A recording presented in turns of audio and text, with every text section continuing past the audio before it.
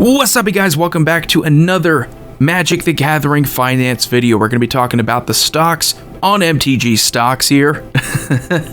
Going back to last week, the first week of January, and how prices have changed since then. So this is January the 12th when I'm recording. Big mover here since last week is Yawgmoth Thran Physician. Now this is kind of consolidated above $30, which is fantastic, but it's made a big move since last year, of course, the end of 2021. It started moving above $20, which is great because I love this card. I think it deserves the price that it's at right now. We have a lot of good staple creatures, but Yawgmoth is so well-rounded. If you want to build a commander deck, if you want to build a competitive commander deck, if you want to include him into a deck as one of the 99, if you want to play Infect, if you want to play -1/-1 counters, if you want to play aristocrats, clerics, humans, if you want to synergize with planeswalkers, if you want to synergize with discard strategies, there's a lot going on here. So it's been a few years since the first Modern Horizons set, but it has also been that long since Yawgmoth was ever around this price. And then we have the big one here, and I don't usually talk about these, but just how much it's moved.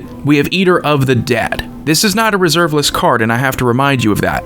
That's like the ultimate no-no. I don't usually talk about reserve list unless it's a reserve list card. That was normally undervalued. You know, we're talking cards that are $5 that suddenly jump up to $20 or $30. Eater of the Dead is a cool card. It has some potential in decks like Phoenix. If you want the mill strategy where you're easily able to untap it, quickly mill out your opponents that way. Also good if you like playing Marisol the Pretender, so you have a great activated ability. Anything that can untap itself tends to be strong. And this is a case of a card from the Dark, a set with a decent premium on some of these cards, where it hasn't been reprinted. I mean, it's that simple. Got a lot of people buying it out, so that's a reason why. Not exactly organic, and I think that's why Alpha Investments has been talking about it lately. I would keep an eye out on it, but no way would I ever consider buying for what it is right now. We have our friend Higuri, the Still Wind, talked about him, I think, a couple weeks ago. But as expected, anything that synergizes with ninjas, this is a pretty solid legendary ninja. You're able to make other ninjas unblockable, so that's fantastic. You have a way of searching up your other ninjas too, so getting around $30,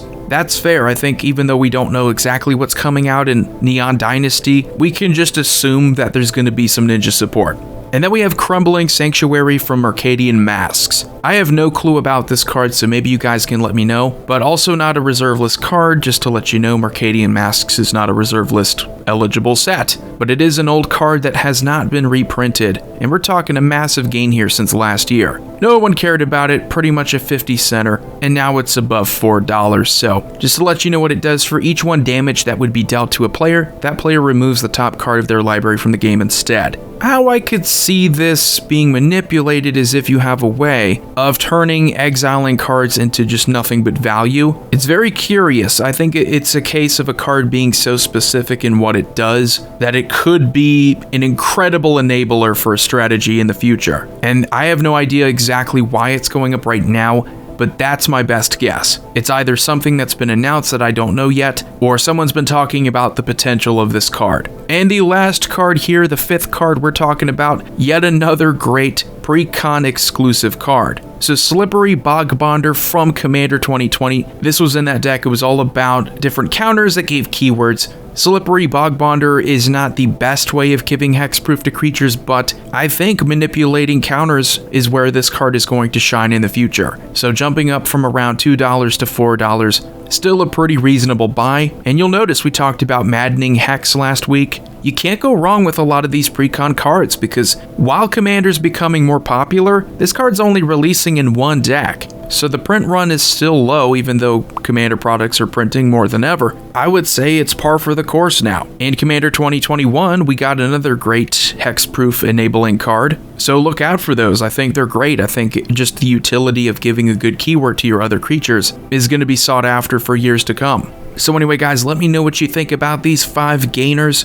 What do you think has potential of moving up as we predict the future here a bit for Kamigawa Neon Dynasty? I will keep you guys posted on new cards that release, and I'll try to give you some more build-around Commander videos too. I really enjoyed making that last one. Commander's my favorite format. I'm very much focused on the impact in the market too. So I will see you guys next time. Have a wonderful day.